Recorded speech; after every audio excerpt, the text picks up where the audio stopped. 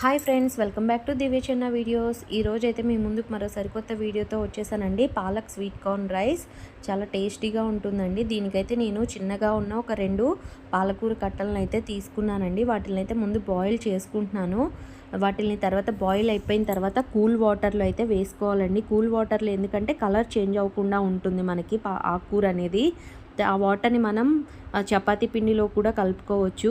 చల్లగా అయిపోయిన తర్వాత నేనైతే పేస్ట్ చేసుకున్నానండి. నేను ఇందులో ఏమేమి వేసానో చూపిస్తున్నానండి. పచ్చి బఠానీ అండి. పచ్చి బఠానీ అనేది ఆప్షనల్, మీకు ఇష్టం ఉంటే వేసుకోవచ్చు, లేకపోతే లేదు. 1 కప్పు స్వీట్ కార్న్, సన్నగా తరిగిన వెల్లుల్లి అండ్ ఉల్లిపాయ అన్నీ చిన్నగా సన్నగా కట్ చేసుకోవాలండి. క్యారెట్, మీకు కారానికి సరిపోను పచ్చిమిర్చి, కరివేపాకు అయితే తీసుకున్నాను.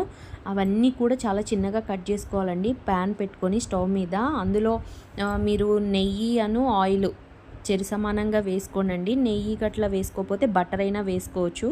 అందులో పచ్చిమిర్చి, ఆవాలు, జీలకర్ర, సన్నగా కట్ చేసిన వెల్లుల్లి, ఉల్లిపాయ, క్యారెట్ అన్నీ అయితే ఫ్రై చేసుకుంటున్నానండి. క్యాషు కూడా కొన్ని అయితే వేసుకున్నాను, టేస్ట్ బాగుంటుందండి.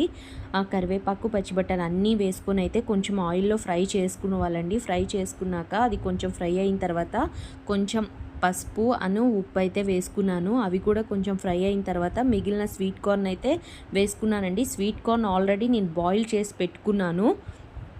స్వీట్ కార్న్ కూడా వేసుకున్న తర్వాత దానికి సరిపోను కొంచెం అయితే నేను మిరియాల పొడి అయితే వేసుకున్నానండి. నార్మల్ కారం అయితే వేసుకోవద్దు, మిరియాల పొడి వేసుకోండి. మీ దగ్గర చిల్లీ ఫ్లేక్స్ ఉంటే చిల్లీ ఫ్లేక్స్ అయినా వేసుకోవచ్చు. అవంతా ఫ్రై అయిపోయిన తర్వాత పాలకూర పేస్ట్ అయితే వేసానండి. దాన్ని కూడా మంచిగా ఫ్రై చేసుకున్నాను. తర్వాత మన దగ్గర ఉడికించిన రైస్ ఉంటుంది కదండి, మిగిలిపోయిన రాత్రిపూట మిగిలిన అన్నమైనా వేసుకోవచ్చండి. అన్నం కానీ లేకపోతే మీ దగ్గర వేడిగా ఉన్న అప్పుడే వండుకున్న అన్నమైన ఏదైనా వేసుకొని అయితే మంచిగా కలుపుకోండి. కలిపిన తర్వాత అది కూడా కొంచెం స్టవ్ మీద వేడి అవనిద్దాము. ఇప్పుడు ఈ ప్రాసెస్లో మొత్తం కలిపేసుకున్నాక ఈ ప్రాసెస్లో ఉప్పు కారం టేస్ట్ చూసుకోండి. మీకు ఏదైనా సరిపోలేదు అనిపిస్తే మాత్రం ఇప్పుడు ఉప్పు కారం అయితే వేసుకోవచ్చండి. కారం కాదు, పెప్పర్ పౌడర్ అయితే వేసుకోండి. వేసుకొని మీరు ఒకసారి సరి చూసుకోండి.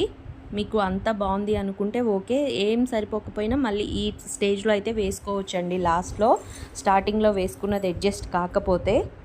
ఇంతే అండి, చాలా సింపుల్ రెసిపీ. అయితే మన దగ్గర అన్నీ రెడీగా ఉంటే ఇలా చేసేసుకోవచ్చు. థ్యాంక్ యూ అండి. వీడియోస్ అయితే పెడుతున్నాను కానీ లైక్స్, వ్యూస్ అయితే మాత్రం ఏమి రావట్లేదండి. ఫుడ్ వీడియోస్ చేయాలంటే చాలా కష్టం అండి. ప్లీజ్ కొంచెం లైక్ చేసి షేర్ చేయండి. Thank you friends. Please subscribe my channel.